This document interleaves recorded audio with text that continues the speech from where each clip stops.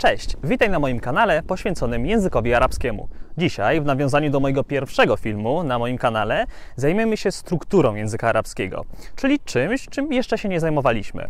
W moim pierwszym filmie bardziej zajęliśmy się głoskami, czyli jak brzmi język arabski, natomiast w tym bardziej skupię się na gramatyce języka arabskiego, na tym, czym się charakteryzuje język arabski. Oczywiście skupimy się tutaj na fusha, na standardowym języku arabskim. Ja na swoim kanale raczej nie będę skupiał się na nauczaniu języka arabskiego, potraktujmy to bardziej w ramach ciekawostki i ogólny taki materiał edukacyjny niż czysta nauka gramatyki rozdział po rozdziale.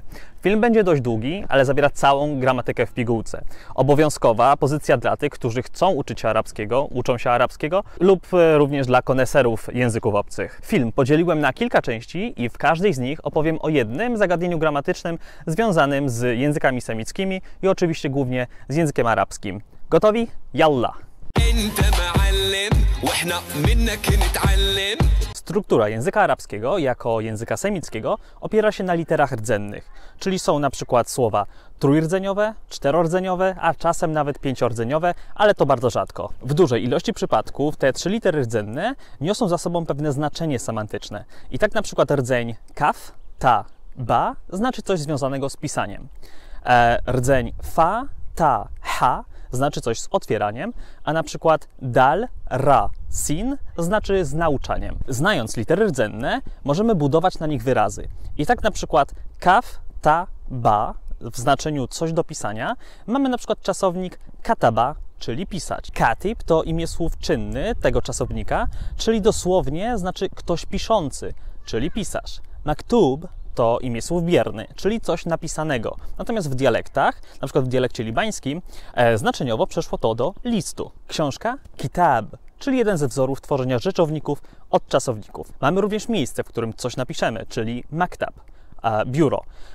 I to pochodzi ze wzoru na tworzenie nazw miejsc, a jego forma wrzeńska, maktaba, to biblioteka. No, w bibliotece też mamy rzeczy, które są napisane, tak? No dobra, ale o co chodzi z tymi wzorami? W języku arabskim, budując wyrazy, dodajemy prefiksy i sufiksy oraz również zmieniamy wokalizację w środku wyrazu, czyli dodając lub mieszając długie i krótkie samogłoski w odpowiednie miejsca w wyrazie. Jak już mówiłem w swoim pierwszym filmie, w języku arabskim zapisujemy tylko długie samogłoski, a te krótkie są zapisywane tylko w tekstach preparowanych dla nauki języka arabskiego oraz na przykład w Koranie. Zobaczmy na kolejny przykład. Rdzeń dal, ra, sin. Darasa, czyli coś związanego z nauką. Tak więc mamy czasownik. Darasa, uczyć się. Darrasa, uczyć kogoś. Dars to lekcja, a dirasa to nauka. Miejsce, gdzie się uczymy, szkoła, to madrasa. No i co, nie brzmi podobnie do maktaba? No tak, bo to ten sam wzór tworzenia rzeczownika nazywającego miejsce, w którym coś się dzieje. Jak to robimy? Dodajemy ma na początku wyrazu, potem mamy pierwszą literę rdzenną, drugą literę rdzenną, krótkie a, trzecią literę rdzenną i kończymy ten wyraz tamarbutą, czyli wyznacznikiem rodzaju żeńskiego w języku arabskim. Porównując te kilka słów w języku arabskim i w języku polskim, wyraźnie widać, że więcej sensu słowotwórstwa ma właśnie w języku arabskim, dlatego że wszystko związane znaczeniowo brzmi bardzo podobnie. Oczywiście w języku arabskim istnieje cała gama czasowników słabych, nieregularnych lub czterordzeniowych, jak na przykład czasownik tarżama, tłumaczyć, ale nie chcę wchodzić tutaj tak głęboko w szczegóły w tym filmie. Rzeczownik oczywiście w języku arabskim może przybierać przeróżne formy, ale wszyscy słyszymy gdzieś to słówko Al Jazeera, Al Arabia, każdy nawet jak udaje, że mówi po arabsku, to mówi al. No dobra, ale co to jest to al w takim razie? Al to nic innego jak określenie rzeczownika, coś jak angielskie the przed rzeczownikiem. Mówimy, że ten rzeczownik jest konkretny, jest określony. Jeżeli na przykład mówimy kitab, to jest książka, jakaś książka bliżej nieokreślona, jedna z wielu. Natomiast jeżeli powiemy al-kitab, to znaczy, że to jest ta konkretna książka, ta książka, którą znamy, o której mówimy. W języku arabskim istnieją litery słoneczne i księżycowe. Litery słoneczne mają to do siebie, że asymilują się w wymowie właśnie z tym al. Więc na przykład poprawna wymowa Sharm el-Sheikh to nie Sharm el-Sheikh, tylko Sharm el-Sheikh, dlatego że shin, litera shin, jest właśnie literą słoneczną. Ponadto rzeczownik może być oczywiście w formie męskiej i żeńskiej. Jeżeli jest w formie żeńskiej, to dodajemy właśnie taką zdziwioną minkę na koniec wyrazu i czytamy ją jako a. lub jako at, jeżeli coś jeszcze dodajemy do tego wyrazu. Nie mamy tutaj innych form, na przykład formy nijakiej jak w języku polskim lub w języku niemieckim. Są pewne wyjątki, na przykład są wyrazy, które wyglądają jak wyrazy w rodzaju męskim, na przykład harb albo shams, jednak są one w rodzaju żeńskim. Liczba mnoga spędza sens powiek każdemu adeptowi języka arabskiego. Jest trudna, nieregularna i wręcz czasem do wykucia na pamięć. Istnieje ponad 50 wzorów na tworzenie liczby mnogiej i bardzo często, widząc wyraz w liczbie pojedynczej, nie wiemy tak naprawdę, jak będzie wyglądała jego liczba mnoga. Trzeba ją sprawdzić osobiście w słownikach. I tak na przykład z wyrazu pies, kelb, liczba mnoga to kilab, natomiast z bardzo podobnie brzmiącego słowa kolb, czyli serce, a o wpadce w związku z niepoprawną wymową tego słowa mówiłem już w swoim pierwszym odcinku. Liczba mnoga to kulub. No nic, ćwiczymy pamięć. Na koniec jeszcze sprawa, która zanika w dialektach, czyli liczba podwójna. Niewielu wie, że tak naprawdę liczba podwójna również była obecna w języku polskim. Mamy taki cytat z pana Tadeusza. Mądrej głowie dość dwie słowie. I tu dwie słowie to jest właśnie liczba podwójna, która kiedyś była używana w języku staropolskim. Jeżeli mamy książkę, kitab, to dwie książki to kitaban. I tutaj ta końcówka an wskazuje nam właśnie na liczbę podwójną, że mamy dwie książki. I żaden liczebnik nie jest nam już tutaj potrzebny. W dialektach można się tym troszeczkę bawić, chociaż tak naprawdę w dialektach ta liczba podwójna raczej zanika. Natomiast na przykład w dialekcie libańskim jest taka konstrukcja, jeżeli witamy się z kimś, po prostu mówimy marhaba, to odpowiadamy marhabtin, czyli tak jakby dwa razy marhaba. Moje marhaba jest mocniejsze od twojego. Przymiotnik jest dość prostą rzeczą.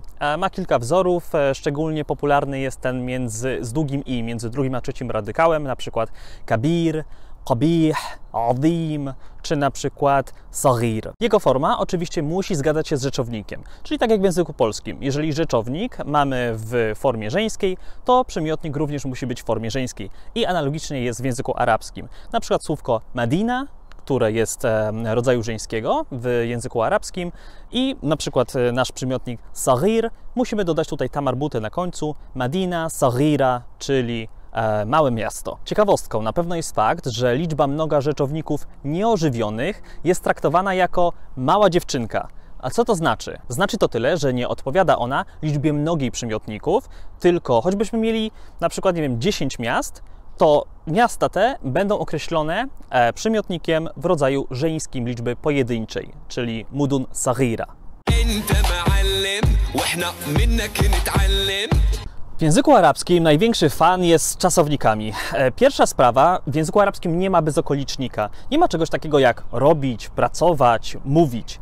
W języku arabskim tym bezokolicznikiem jest trzecia osoba liczby pojedynczej rodzaju męskiego czasu przeszłego. Tak jest, jeżeli poznajemy nowy czasownik w języku arabskim, najczęściej poznajemy od razu jego odmienioną formę. I tak na przykład napisać to kataba, czyli dosłownie on napisał. Fa'ala, robić, czyli on robił. Druga ciekawa sprawa. W języku arabskim nie ma czasownika być i mieć. To znaczy jest, ale na przykład w języku prawniczym czasownik mieć, posiadać, albo czasownik być, kana w czasie przeszłym. Natomiast w czasie teraźniejszym, jeżeli chcemy powiedzieć mam, albo chcemy powiedzieć jestem, tak? Jestem, tworzymy to zupełnie inaczej. Jeżeli chodzi o czasownik być, pamiętacie, jak odnośnie rzeczowników, mówiłem o tym określeniu al. I tutaj chodzi o to, żeby zaburzyć tą określoność, tak, żeby pojawił nam się tamten czasownik właśnie być. Mamy na przykład rzeczownik Madina, czyli miasto. Określamy go al-Madina i teraz, żeby dodać przymiotnik, nie określimy tego przymiotnika, czyli będzie al-Madina saghira i to będzie znaczyło, że miasto jest małe, bo tutaj między al-Madina określony, a saghira nieokreślony pojawia nam się ten niewidzialny czasownik być. Jeżeli chodzi o czasownik mieć, mamy tutaj takie dodatkowe partykuły, na przykład lada albo ind. Dosłownie znaczą to na przykład u, jeżeli mówimy ind tabib, czyli u lekarza. Dodając zaimek i jakiś rzeczownik, pokazujemy tutaj to znaczenie, że mam. Na przykład indi sayyara, mam auto, a dosłownie u mnie jest auto. No i teraz klasy czasownika, coś bardzo charakterystycznego właśnie dla języka arabskiego. Generalnie w języku arabskim mamy 10 podstawowych klas i kilka dodatkowych. Każda z tych klas niesie lub powinna nieść ze sobą pewne znaczenie. O co tutaj chodzi? Weźmy sobie na przykład czasownik wasala. Czasownik w pierwszej klasie wasala, czyli docierać, tak jakby docierać do pewnego miejsca. Wzór czasownika pierwszej klasy to w 90% pierwszy radykał krótkie a, drugi radykał krótkie a, trzeci radykał krótkie a. Jeżeli zrobimy z tego drugą klasę, czyli podwoimy drugi radykał, zrobi nam się z tego wassala. A druga klasa ma znaczenie sprawcze, czyli my tak naprawdę sprawiamy, że coś dociera, czyli dostarczać, dostarczamy. Mamy na przykład szóstą klasę tworzącą wzajemność i tak tworzy się ją przez prefiks ta i długie a po pierwszym radykale. Tawasala. I na przykład jest coś takiego jak mawaqi' at-tawasul al-ijtimai, czyli dosłownie to takie strony połączenia socjalnego, społecznego, natomiast w znaczeniu przeszło to do mediów społecznościowych. A tawasala znaczy tak dosłownie być w kontakcie, wzajemnym kontakcie. Kolejny przykład to czasownik w pierwszej klasie kharaja, czyli wychodzić. Natomiast czwarta klasa, która również ma sprawcze znaczenie, tworzona z takiego wzoru, i tworzymy teraz czasownik akhraja. Akhraja, czyli sprawiać, że coś wychodzi, czyli wyciągać. Mamy również 10. klasę, która ma znaczenie sprawiania korzyści sobie. Czyli o co tu chodzi? Mamy czasownik na przykład z takiego wzoru istakhraja, czyli wyciągać coś dla siebie, dla własnej korzyści, czyli wydobywać, na przykład minerały. Klasa 7 wprowadza nam znaczenie bierne i tak na przykład od czasownika kasara pierwszej klasy, czyli łamać, niszczyć, czasownik inkasara z takiego wzoru będzie znaczył być złamanym. Przedziwną klasą jest klasa 9, która jest związana z kolorami i ułomnościami. I tak na przykład, jeżeli mamy słówko ahmar, czerwony, to czasownik od tego słówka ihmarra znaczy czerwienić się. Jest też na przykład czasownik i'wadja, czyli być skręconym. Oczywiście nie zawsze znaczenie te pokrywają się ze sobą oraz nie zawsze również, praktycznie nigdy jeden czasownik, gdzie będzie miał wszystkich 10 klas. Również może się zdarzyć, że na przykład jeden czasownik w klasie 6, czy 7, czy 8 może znaczyć kompletnie co innego, być tak jakby wyrwanym z tego znaczenia swojego rdzennego. Natomiast jest to ogólny zarys, jak ta sprawa wygląda w języku arabskim. Liczebnik jest jedną z najbardziej pokręconych rzeczy w języku arabskim. Tworzy się go zupełnie na opak.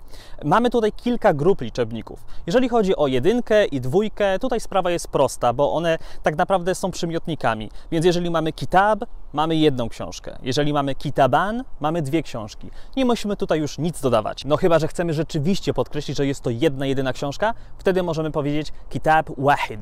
Liczebniki od 3 do 10 są najtrudniejsze. Pamiętacie, jak mówiłem, że jeżeli mamy rzeczownik w formie męskiej, to przymiotnik musi też być w formie męskiej. I analogicznie z rzeczownikiem i przymiotnikiem żeńskim. W liczebnikach od 3 do 10 jest kompletnie na odwrót. Nie ma to żadnego sensu, ale tak niestety właśnie w języku arabskim jest. Ponadto liczebniki te wymagają liczby mnogiej rzeczownika, co również jest prawdziwą zmorą dla ludzi uczących się języka arabskiego. 3 książki to thalathat kutub.